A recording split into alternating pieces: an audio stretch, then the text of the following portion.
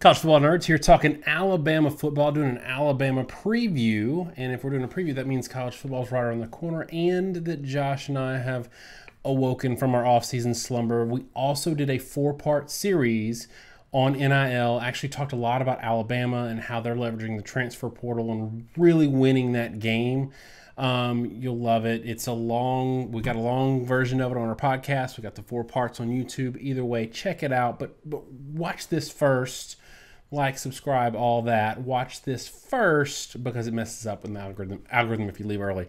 But that's a good segue, Josh, into what we want to talk about today, at least to get this thing started, is the dadgum transfer portal. And man alive, I know everybody's talking about Burton from Georgia, but I'm actually higher on Harrell. I think he's going to be a better I think he's better than Jameson Williams. I know Alabama fans think I'm crazy. Possibly best running back in the country coming in from Georgia Tech. Got an OL transfer just for good measure. And, oh, by the way, a 5-star DB coming in Eli Ricks. So talk a little bit about how they really are, like, I guess to get us started, really are killing it in the transfer portal and maybe poised to take another one. I've been on record, and if you listen to that long series, have said really last year and especially this year, Alabama should not be in the position they're in. With the turnover that they had a receiver, Alabama should be trying to reload at the skill positions. Alabama's running back core was decimated by injuries. The one healthy guy they had from the end of the season graduates. And you should be looking at that running back depth chart and going, yeah, there's a lot of really talented guys here, but are any of them going to be 100%? I think people have finally put that Adrian Peterson thing to bed about this idea that you can come back a year after the ACL and be the exact same guy you were. It's just not normal. It isn't expected. And Alabama's got a lot of guys with lower body injuries that they're going to try to work back into the rotation this year. It doesn't matter, though, because they land Jahmyr Gibbs. I think Gibbs from tape really should be in the discussion for top overall running back. He was phenomenal at Georgia Tech. People don't understand it based off the stats in the situation. Georgia Tech was just an atrocious team, and he was carrying that team to a degree that most people simply do not understand. Same thing like Daniel was saying with Harrell. I don't think he's going to be quite the guy Jameson Williams will be. Has more to say about Jameson than anything. I don't necessarily disagree, though, that he probably he might well be the better receiver between him and Burton. But if Alabama was relying on the returning receivers, given the fact that A.G. Hall leaving had nothing to do with the transfer portal, really, other than he was probably not going to be on the team anyway, then you're looking at Brooks and a lot of unknown guys, maybe some freshmen having to play, some guys that maybe really weren't all that talented. And Alabama would not be in a phenomenal position at the skill positions. And then, I mean, same thing happened last year, right? I mean, where would Alabama be without Jameson Williams? Where would Alabama have been really without Henry To'oTo'o at linebacker? The transfer portal is ensuring that these Alabamas and Ohio States, if they can get to that 10-11 win game mark, they can hit it every year. I mean, Alabama has no need to have any major weakness.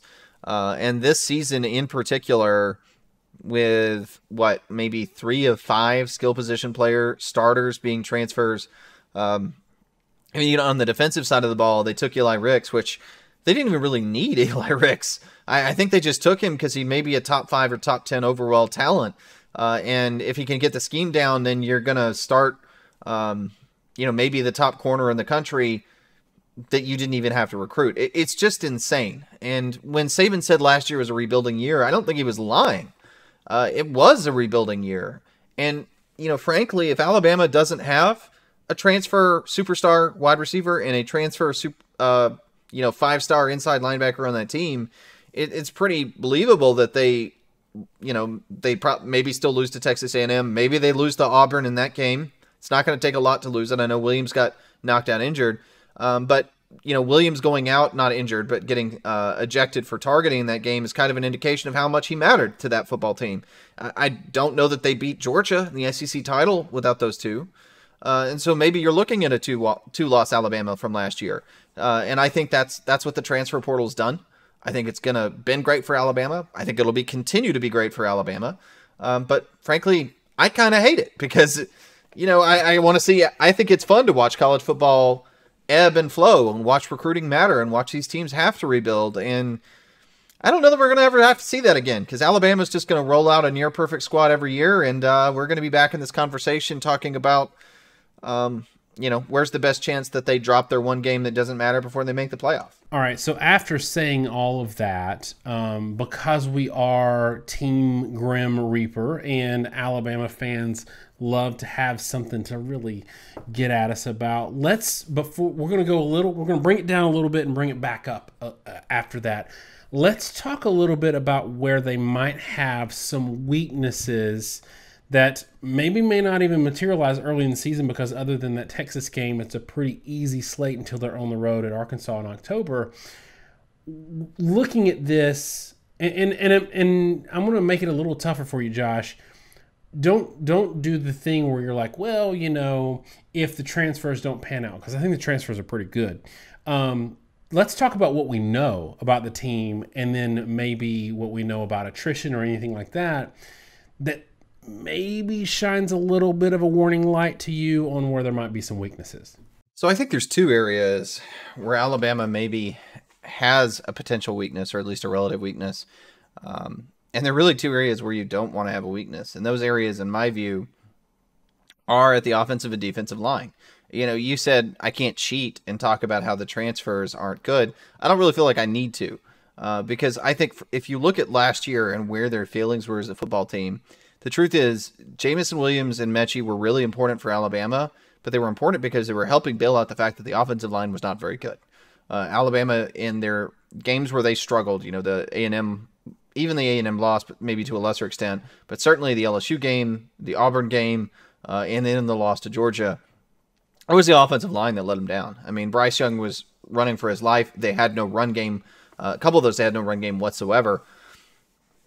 And they could have made do with merely good receiver play with that quarterback if he wasn't just getting hammered all game long. If they had a really good offensive line. If they brought back that 2020 line, again, why was it a rebuilding year? If they had that offensive line from 2020, none of that would have been an issue. So I think offensive line is an area where they need to step up. And honestly, I think improvement at the offensive line position is going to be more important than replacing production at the receiver position for that offense to take some sort of next step. And again, their highs were as high as they were. I don't know that you're going to really surpass that. The question is, can they be more consistent? And that's going to depend upon the offensive line. The other side of the ball, I think the middle of that defense is, again, I won't say bad, but more questionable than people give it credit for. I mean, DJ Dale and Byron Young have been around for a long time. I've seen them play for Alabama for a while. Mathis was clearly the best lineman on that team last year. And yes, they have Turner, they've got Will Anderson, who we're not even going to really hardly talk about because the guy's darn near unblockable on the edge. I think he was the best player in college football last year. Was on board with that day one. And again, look, statistically, there was no area where Hutchinson even compared to him. And Anderson had the most statistically dominant campaign, even better than Sue's last season. And I still don't understand why they didn't get more hype. But that's not going to matter if teams can run up the middle consistently. Like, that's going to take a lot of the bite away from the defense. And I think replacing Christian Harris is maybe a bigger task than people want to make it out to be as well. So I'll be curious to see what happens there. I think what you're going to see probably on both lines is guys that you don't know stepping up. It's the same deal like we talked about with Ohio State. It's going to be new faces that step up and make an impact. We talked about with Texas. We did a preview. Texas is going to depend upon a lot of guys that you don't know to step up if they want to achieve that level. The difference is that I know Alabama has that kind of talent waiting in the wings. And I think some guys, as happens every year with Alabama, that people right now are not talking about, are going to come up as freshmen or sophomores or redshirt freshmen, and they're going to end up being dominant players on the offensive or defensive line. But if that does not happen right now, and I think I saw like maybe one of the magazines had Alabama like a top 5 national D-line. I don't think Alabama is particularly good at the offensive line and defensive line, meaning true defensive lineman positions. I just don't.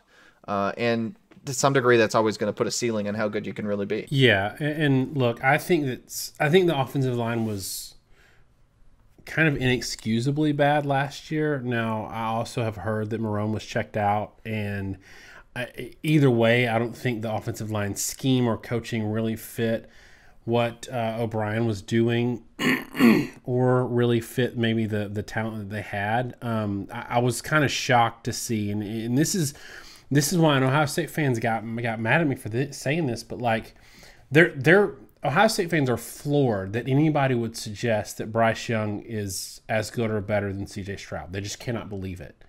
Even though statistically they were about the same, Bryce Young played tougher competition. But the biggest thing for me is if you look at the highlight tape from Bryce Young last year and you look at the highlight tape from C.J. Stroud last year, Stroud's got all day to throw. Bryce Young is running for his life almost every play. He's throwing under duress almost every play. That to me, because I had questions about Bryce Young last year. Like I didn't know if he was going to be that good. He proved me wrong time and time again because he was so good under duress. If that O-line gels or is in any way improved, and I think that the guy coming in from Kentucky is a good O-line coach, and I don't think they're going to get worse. Man, watch out. That is something that is really interesting for me to watch. You touched on it. Like, I don't know how much the middle of that defense is being bad is that big of a deal if you're that good on the outside. But something else I want you to touch on is, there's a lot of study that goes into what makes really good teams, based on returning talent, what kind of depicts whether or not or predicts whether or not they're going to be good. Wide receiver is a big one. But another one is secondary talent. Maybe it's just corners, but maybe it's secondary. Talk a little bit about the secondary and all the talent, the returning experience that they got coming back right now. Sure. This is something we've talked about a lot. There's this belief that returning offensive line talent or experience is important. Truth of the matter is it's completely average. Returning experience at offensive line is no more important than any other position.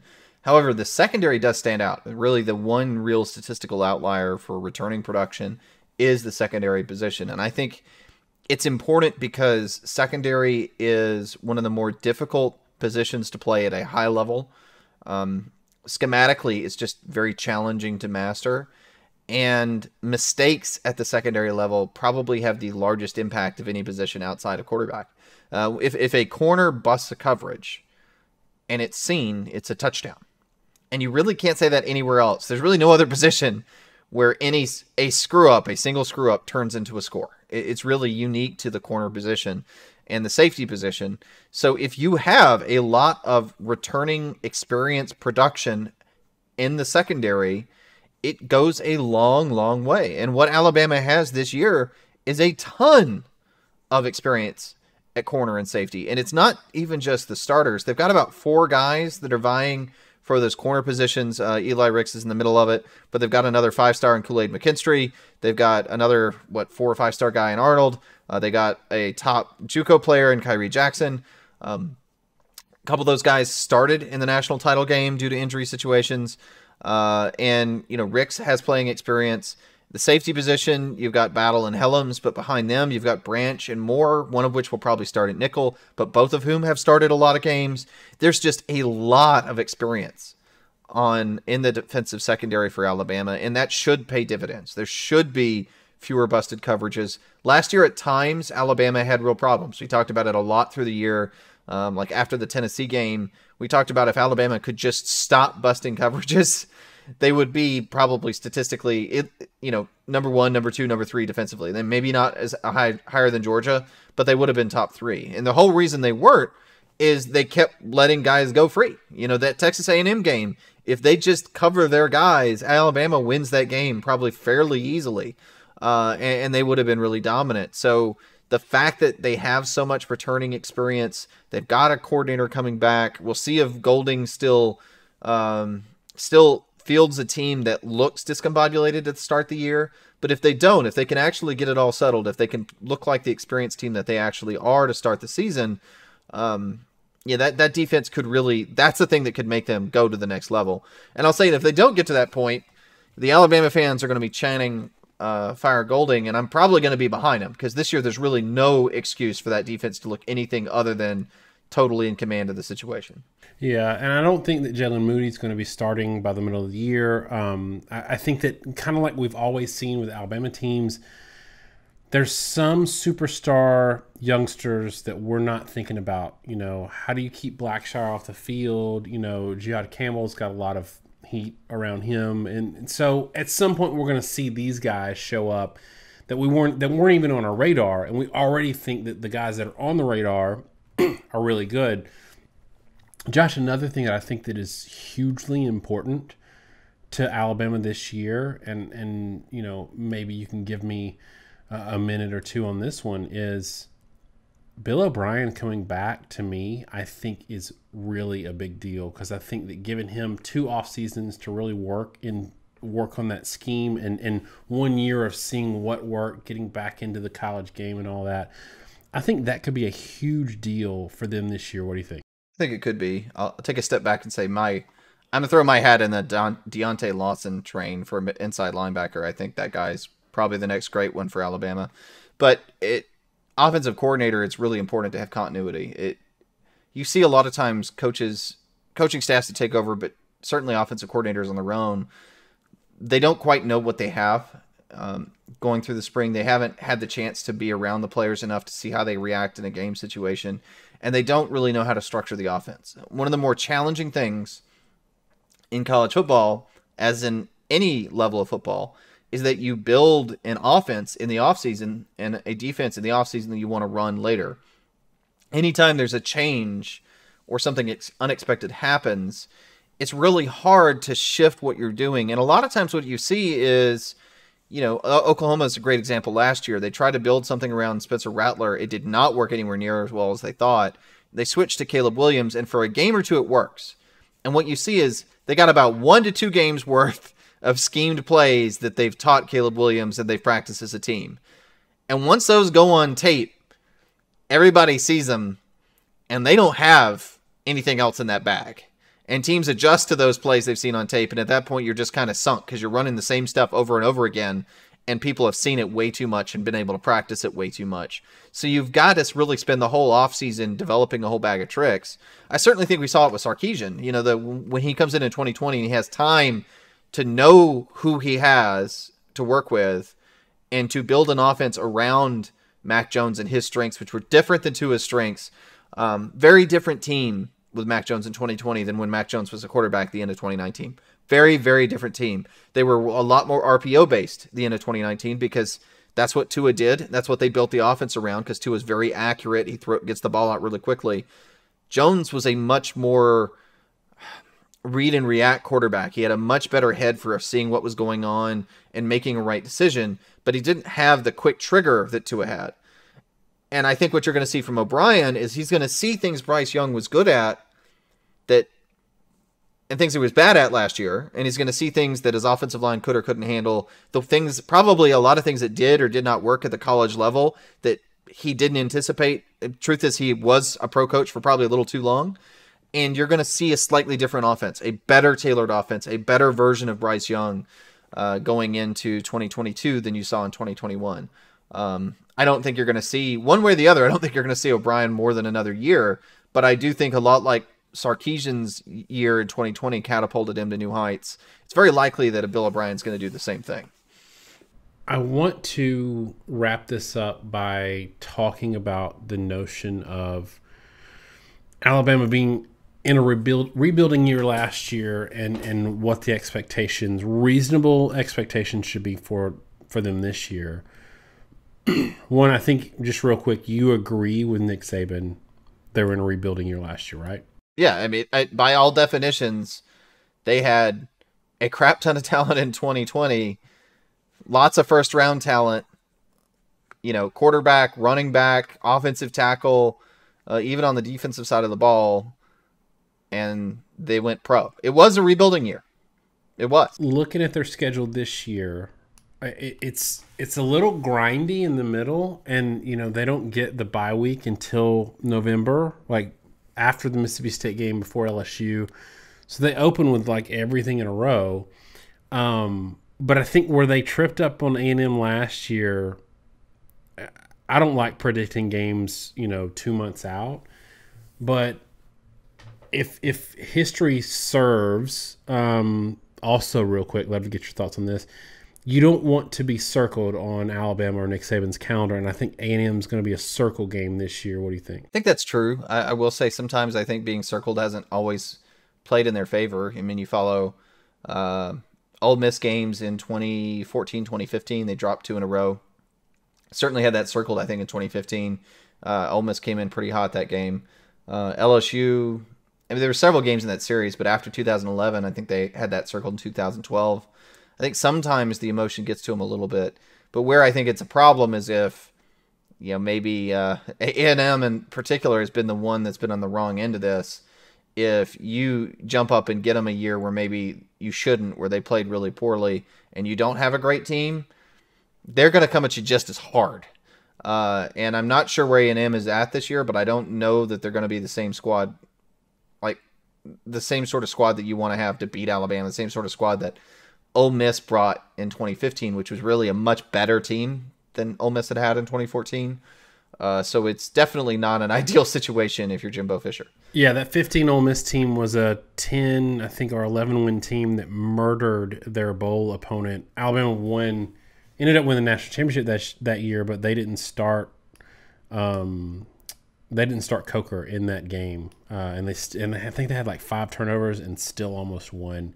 That was a wild game. That was the tip pass, I think, game. But anyway, so yeah. Well, that Ole Miss team would have won the West if they beat Arkansas. But the flip side of that is they would have won the West if they'd actually stayed healthy. They had a bunch of guys banged up, and then they had the whole cheating cloud over them. But that was actually a really phenomenally talented Ole Miss squad with a lot of 5-star players on it that just couldn't hold it together. Yeah, and to your point, like I think that if you're circled and you're not a good team, you're in trouble. And I don't know that A&M is going to be. I think that they've got a lot of obviously freshman talent, but I don't think come October 8 they're going to be a top 5 team. Let's just say that.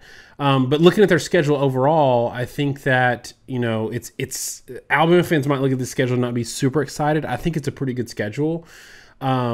But I don't know, like my thing is I think Alabama can drop a regular season game and still be pretty comfortable probably to win the division. I know we're projecting a little too far out here, but like the question for me, Josh, is two things to you. One, what's the reasonable expectation?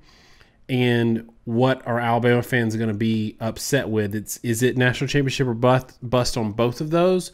Or, well, let me put it this way, because we know Alabama fans are going to be upset if they don't win a national championship. So let's put that one aside. Your reasonable analyst hat, putting it on, saying, what's the reasonable expectation for Alabama, like we did with Ohio State preview, with Texas preview?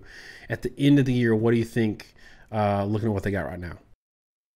I think the reasonable expectation for Alabama is to make the playoff. I think once you make the playoff, sometimes you win, sometimes you don't. That's a whole other level of football, and it really has more to do with the other teams in the bracket than it does yourself. But the schedule for Alabama is pretty favorable. I think it should be an entertaining one with it's kind of sprinkled out evenly with Texas and then Texas A&M, LSU, and Auburn. But my thing this year is I don't know that the SEC West is going to be particularly good. And I think they're going to be solid. Like Arkansas is not going to be an easy game. Tennessee may not be an easy game. Ole Miss may not be an easy game. But I don't really see world beaters. LSU, probably the hardest team to judge in the country. I think that I mapped it out a couple weeks ago, and there were 24, I want to say, transfers in and out of that team.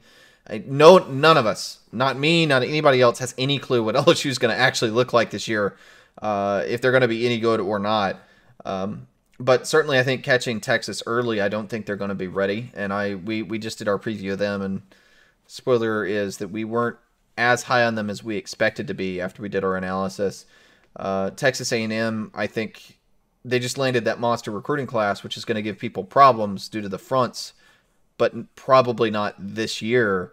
The quarterback situation is completely unproven too. and then Auburn, Tennessee, Arkansas. I just don't think they got the horses. So, maybe Alabama drops one, but I'm just going to be surprised if they drop two. I think the bigger question is, can they avoid dropping one, or if they do drop one, can it be in the SEC championship game to what will likely be Georgia? And if that's the only game they drop, if they manage to go to 12-1, they're probably going to make the playoff. And at that point, I think the season, in my analyst hat, at that point, the season's a success. Because, 2014 Alabama runs up against an Ohio State buzzsaw and gets knocked out. 2015 Alabama wins a title. 2016 Alabama is probably better than 2015 Alabama, but 2016 Alabama played a much better Clemson team with a better defensive front. So, every year in the playoff is really dependent upon the strength of the field. And, the champion out of the Big Ten, how many good teams are in the SEC, goes up and down tremendously year to year. You can't control that. So I think the only fair expectation is to say that you make the playoff. And at that point, you just don't embarrass yourself and you do the best you can. But I do think it's completely fair for this Alabama team to be playoff or bust, to either make it to the Georgia game undefeated in the championship game, just pencil it in if you want to, or to say that you got to drop one game, and if you do that, then you got to beat Georgia in the SEC title. That is a reasonable expectation given the talent level and the experience level that Alabama has on this roster. Yeah, and look, expectation-wise, I think the margin for error is weird for Georgia and Alabama this year. I think Alabama's got a much tougher schedule than Georgia. Georgia's crossers are Auburn and Mississippi State. They've got the SEC East, which is going to be down this year, in my opinion. Kent State, Samford, and then they open with Oregon. So it might be tough for the loser of the SEC championship game if both those two teams make it, especially if Alabama has dropped one. But look, there's this roster. There's the thing with me, Josh. This roster's so deep. Like, we haven't even talked about Dallas Turner, who was a beast to end the season last year. We haven't really touched on these transfers individually that much, who could all be just absolute beasts. We haven't talked about the fact that, man, it's very possible, Josh, that the NFL draft sees Bryce Young and Will Anderson in some version go 1 and 2, which is crazy. But I do think Alabama's success hinges on that offensive line. So we'll see how it goes. Let us know in the comments what you think Alabama's going to do this year. Give us a reasonable expectation of what you think, and maybe anything that we missed, either personnel-wise or didn't talk about a matchup on a game that you thought we should have, and maybe we'll catch it in that Texas preview. Thanks so much, y'all. Have a great week, and God bless.